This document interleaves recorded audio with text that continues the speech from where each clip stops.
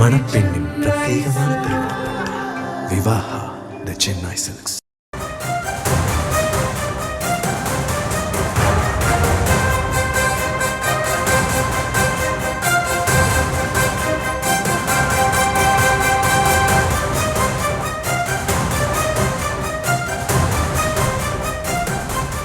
அண்மை செய்தியை பார்த்து வருகிறோம். அன்புமணி தரப்பிற்கு மாம்பழம் சின்னம் வழங்கியதை எதிர்த்த ராமதாஸின் மனு மீது தேர்தல் ஆணையம் பதிலளிக்க உத்தரவு பிறப்பிக்கப்பட்டிருக்கிறது. 3 வாரத்திற்குள் தேர்தல் ஆணையம் பதிலளிக்க சென்னை உயர்நீதிமன்றம் ஆணை பிறப்பித்திருக்கிறது.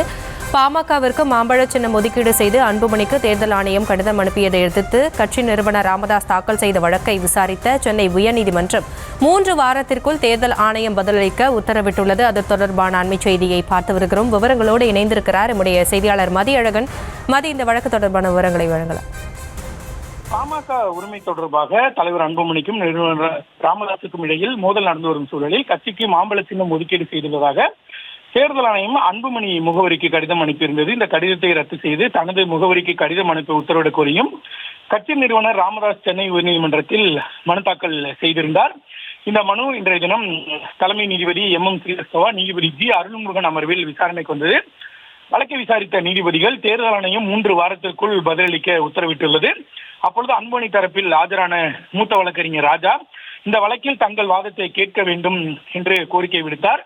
இந்த வழக்கில் தங்களை இணைக்க வேண்டும் என்றும் அவர் கேட்டுக்கொண்டார். அப்பொழுது நீதிபதிகள் எதிர்த்தரப்பினராக இல்லாத பொழுது அதனை அனுமதிக்க முடியாது என மறுப்பு தெரிவித்து ராமதாஸ் தரப்பு தாக்கல் செய்த இந்த மனு தொடர்பாக தேர்தல் ஆணையம் 3 வாரங்களுக்குள் பதிலளிக்க உத்தரவிட்டு வழக்கினுடைய விசாரணையை ஒத்திவைத்தனர்.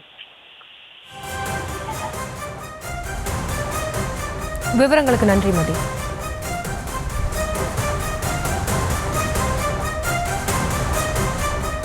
மணப்பெண்ணின் பிரத்யேகமான திருமணம் விவாஹா தி சென்னை சில்க்ஸ்.